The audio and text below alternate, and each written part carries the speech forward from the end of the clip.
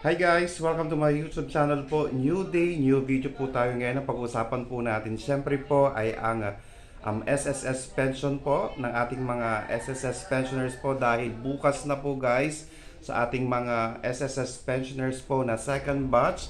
Makikredit na po ito sa inyong account. Bukas po yan, October 16, 2025 po. Pero may mga subscribers po tayo na nagsasabi na may mga SSS pensioners po na ngayong araw na po ito, October 15, may mga naka-receive na po. Okay, depende po yata ito sa ating mga bangko po. Pero bukas, normally po ang crediting ng ating SSS pension for the month of October 2025 po sa ating mga SSS pensioners na second batch po. Kaya nga po guys, abang-abang na po kayo. At syempre po sa ating mga SSS pensioners, wag na wag po ninyong kalimutan mag-comply ng AKOP or Annual Confirmation of Pensioner para hindi po masuspend ang inyong monthly pension po. Kasi once na nasuspend po yan, hihintayin nyo po after na kayo po ay nakapag-comply, hihintayin nyo po ng almost 2 months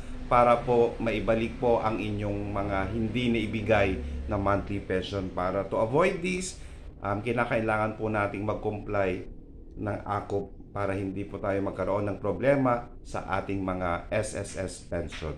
Sana nakatulong po ako. Maraming salamat po and stay safe. Bye-bye!